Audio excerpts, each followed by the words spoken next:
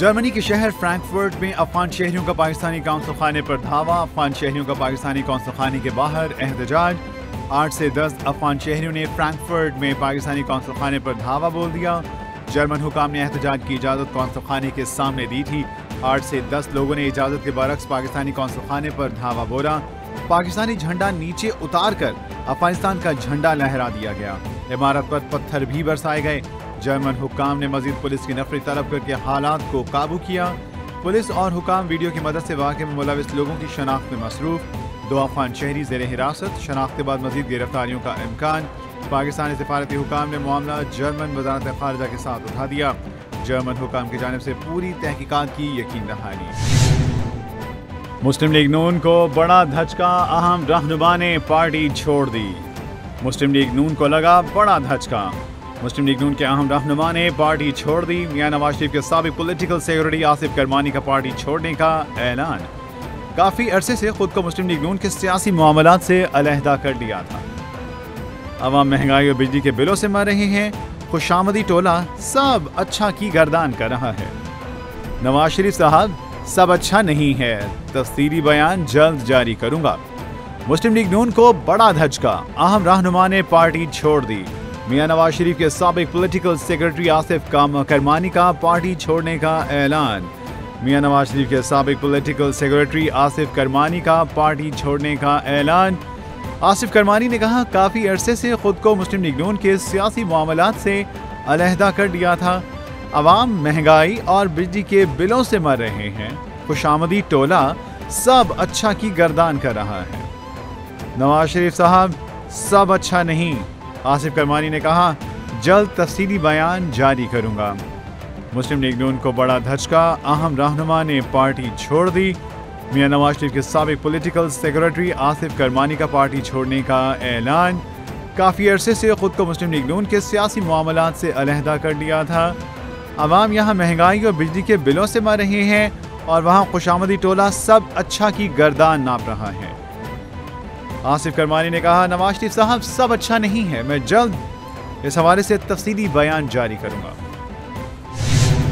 मौजूदा हुकूमत की छुट्टी होने वाली है क्योंकि एस्टेब्लिशमेंट नजम सेठी ने बड़ी खबर दे दी। सबका ख्याल है कि एस्टेब्लिशमेंट की हर बात शहबाज शरीफ मानते हैं। लोग यही कहते हैं कि शहबाज शरीफ को बस एक इशारे की जरूरत होती है और वो यस सर कहकर लाइन में खड़े हो जाते हैं। लेकिन अब मरियम नवाज की ये कोशिश है कि वो शहबाज शरीफ से ज्यादा एस्टेब्लिशमेंट के करीब हो जाएं। मरियम नवाज ने अब ये फैसला कर लिया है कि एस्टेब्लिशमेंट के खिलाफ खेलने से बेहतर उनके साथ मिलकर खेलना है। सनम जावेद ने खामोशी तोड़ दी। मरियम नवाज को खुला चैलेंज दे दिया। मरियम नवाज के बयान पर रद्द-ए-अमल देते हुए अपने वीडियो पैगाम में सनम जावेद का कहना था कि बड़ी हैरत हुई कि जो बीबी जजों और जर्नैलों के नाम लेकर तनकीद करती थी वो मेरा नाम नहीं ले सकी। आप मेरा नाम लें, फिर मैं बताऊंगी कि हम कितने जुर्म करके जेलों में रहे और आप कितनी बेगुनाह होकर जेल में थी। जज ने मुझे बोलने से नहीं रोका। ऐसे मुनासिब अल्फाज आपको बताऊंगी कि आप याद रखेंगी।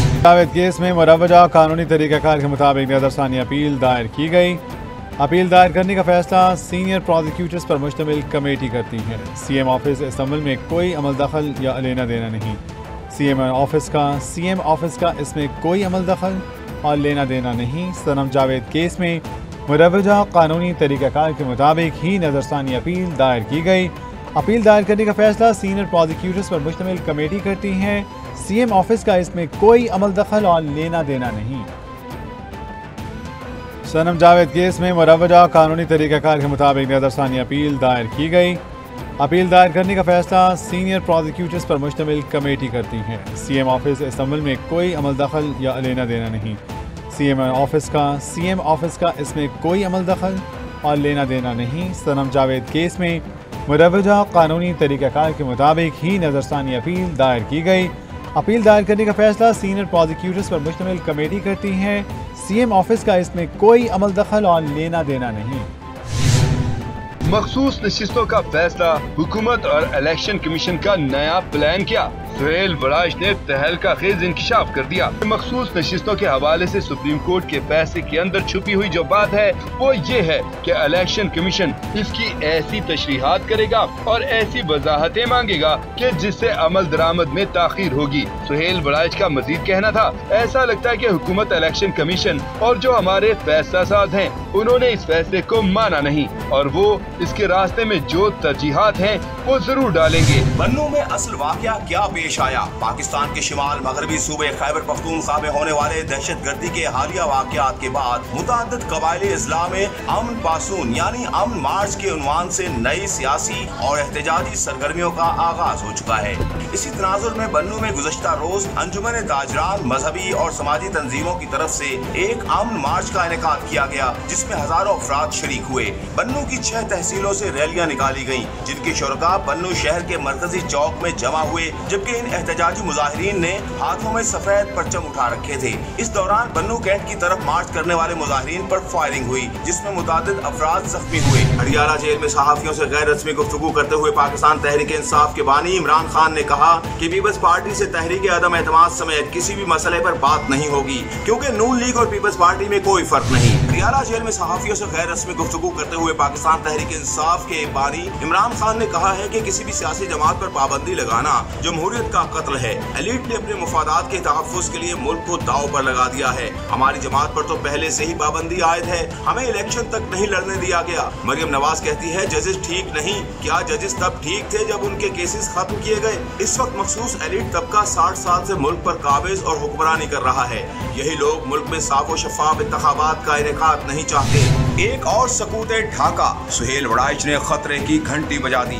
सीनियर सहाफी सुहेल वड़ाइच ने अपने एक कॉलम एक और सकूत ढाका में लिखा कि मेरे मुंह में खाक, खुदा करे मेरा अंदाजा, वसवसा और तज्जिया 100% गलत हो, मगर क्या करूं, मुझे आज के तजादिस्तान के हालात 1971 के वाकयात से मिलते जुलते नजर आते हैं। तब इदारों की लड़ाई, शख्सियात के टकराव और होश की बजाय जोश से काम लिया गया और बिलाखिर सकूत ढाका हो गया। आज भी इसी तरह का बहरान है। अडियाला जेल में सहाफियों से गैर रस्मी गुफ्तगू करते हुए साबिक वज़ीर आज़म और पाकिस्तान तहरीक इंसाफ के कायद इमरान खान की अहलिया बुशरा बीबी का कहना था कि इमरान खान सच्चे इंसान हैं, मुल्क के वकार और आवाम के लिए खड़े हैं। बुज़दिल वो हैं जो हमें जेल में डालकर जुल्म कर रहे हैं। हम पर जितना जुल्म करना है कर लें, अल्लाह ताला इनसे हिसाब जरूर लेगा। बुशरा बीबी ने कहा कि इमरान खान की जान को खतरा है, उन्हें पहले भी जहर दिया गया और उन पर फायरिंग भी की गई। इमरान खान को जहर दिए जाने के हवाले से हमारी दरख्वास्त अदालत में है, उस पर फैसला नहीं दिया जा रहा। मैंने दरख्वास्त में किसी शख्स का नाम नहीं लिखा, फिर उन्हें किस चीज का डर है? जेल अफसरान भी बार बार तब्दील कर दिए जाते हैं। मुल्क के 1, 2, 3 को शर्म आनी चाहिए जिन्होंने मुल्क से मुखलिस और खुददार शख्स को जेल में रखा हुआ है। दुनिया बदल चुकी, अब आपको भी बदलना होगा। तारीख से सबक सीखें वरना। सुहेल वड़ाइच ने फैसला साजों को खबरदार कर दिया। सीनियर सहाफी सुहेल वड़ाइच ने अपने एक कॉलम एक और सकूत ढाका में लिखा कि इस वक्त जो मुल्क में लड़ाई जारी है, मेरी नाकिस राय में इस लड़ाई का हर एक को नुकसान और मुफाहमत का हर फरीक को फायदा है, लेकिन वाहिद शर्त लचक है। अना और जिद को छोड़कर एक एक कदम पीछे हटना होगा। फर्ज करें अगर मुफाहमत और मुसालहत होती है तो इमरान के लिए आज नहीं तो कल जरूर इक़्तिदार के दरवाजे खुल जाएंगे। नून लीग को फायदा ये होगा कि वो हुकूमत में बैठकर मुज़ाकरात करेगी तो उसको बेहतर डील मिल जाएगी। मुक़्तदरा को फायदा ये होगा कि उसकी साख को पहुँचने वाले नुकसान का फौरी तौर पर इजाला हो जाएगा। बांग्लादेश में पुरतशद्दुद मुजाहिरों में 105 अमवात के बाद कर्फ्यू नाफिज, फौज तलब कर ली गई है। अहम खबर आपको दे रहे हैं, बांग्लादेश के हालात खराब से खराब तर होते जा रहे हैं। पुरतशद्दुद मुजाहिरों में 105 अफराद जाँ बहक हो गए। बांग्लादेश में कर्फ्यू नाफिज कर दिया गया। आपको बताएं कि फौज के हवाले कर दिया गया है मुल्क को। कराची के मुख्तलिफ इलाकों में तेज बारिश, सड़कें जो हैं वो तालाब का मंजर पेश करने लगी। बारिश के बाद गर्मी की शिद्दत में कमी पैदा हो गई, जबकि मौसम खुशगवार हो गया। सड़कों पर कई फीट पानी जमा हो गया है। शहरी इंजॉय करने के लिए घरों से बाहर निकल आए हैं। तहम महकमा मौसमियात का कहना है, महकमा मौसमियात ने अभी खुशखबरी सुनाई कि ये बारिश का सिलसिला जो है वक्फे से कराची में जारी रहेगा। बांग्लादेश में सरकारी मुलाजमतों के कोटा सिस्टम के खिलाफ एहतजाज में शिद्दत 5 रोज से जारी। एहतजाज में हलाकतों की तादाद 133 तक पहुँच गई। एहतजाज पर काबू पाने के लिए हुकूमत की जानिब से मुल्क भर में कर्फ्यू नाफिज।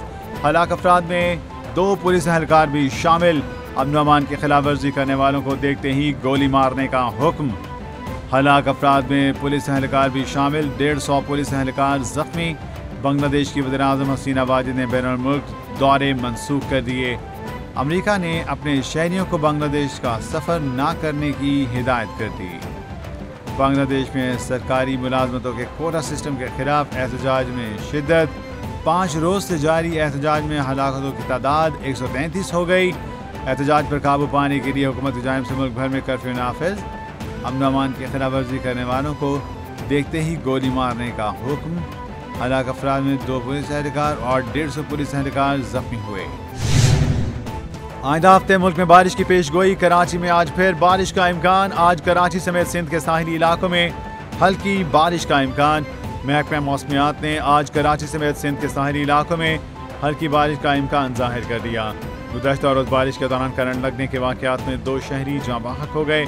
पंजाब और बलूचिस्तान के बाद इलाकों में भी बारिश मुतवक्के। महकमा मौसमियात के मुताबिक आइंदा हफ्ते मुल्क भर में मज़ीद बारिशें होंगी। पीर से बहिर अरब और खलीज बंगाल से मानसून हवाएं मुल्क में दाखिल होकर बारिश बरसाएंगी। आज से 27 जुलाई के दौरान कश्मीर और गिलगित बल्तिस्तान में बारिश होगी। इस्लामाबाद, पंजाब, खैबर पख्तूनख्वा में पीर से जुमेरात तक बादल बरसेंगे।